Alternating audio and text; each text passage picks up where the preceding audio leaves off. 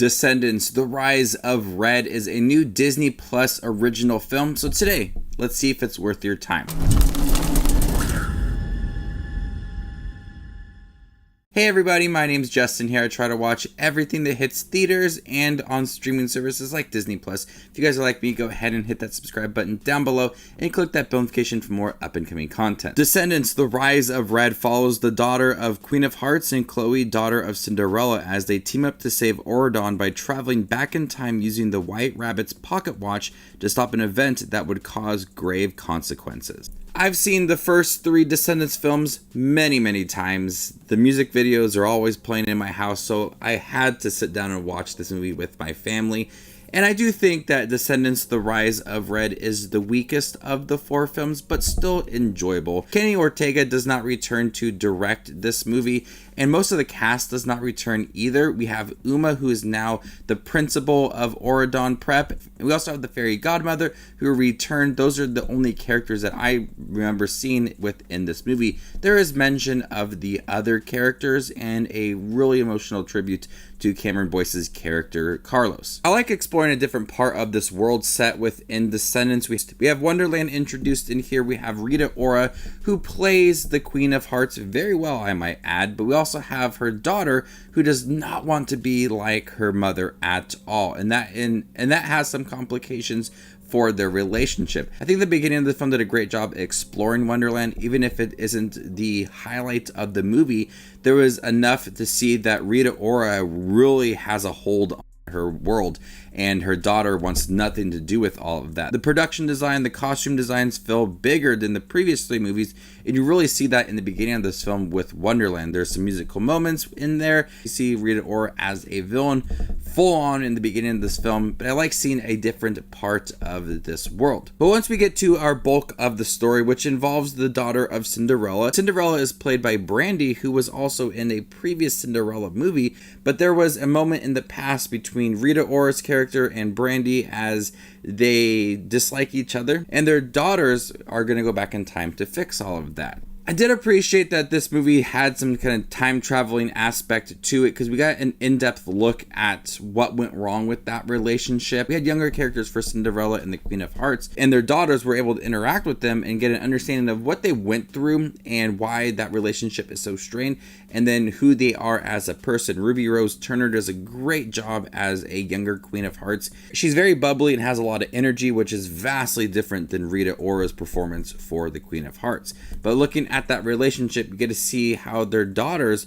also have a better understanding of what their parents have gone through.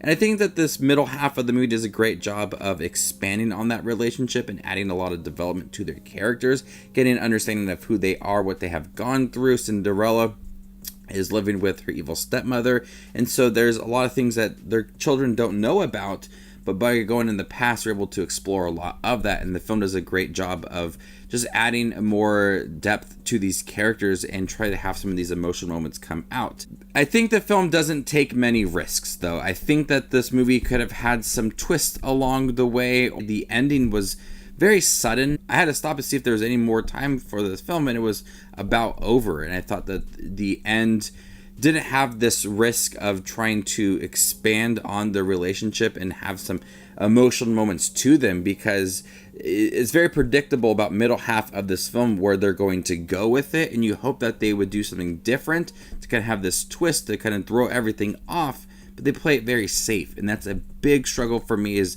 in the middle half of this movie, I know where it's going to go, and they don't do anything different with it, and so that is a big issue for the writing with this movie, as it doesn't believe in itself. It plays it very safe when it comes to that relationship that these daughters are going through with seeing their mother as a younger version of them, and what happened, you know what's going to happen, but they don't really do anything to kind of switch it all up. The music's great in here as well. There are some songs that feel very reminiscent of a previous Descendants movie and also a zombies film. So there is some of the beat and structure of the songs feel very familiar. It's hard to come up with some of these original songs for all these movies, as they kind of borrow elements from all the other films. So Rise of Red has a lot that feels like it's being borrowed from other music, and there are a couple songs where they're just using it for dialogue and it doesn't have any kind of beat to it. It's not very catchy, and they could have just had a conversation rather than having the song that they're singing to tell parts of the story.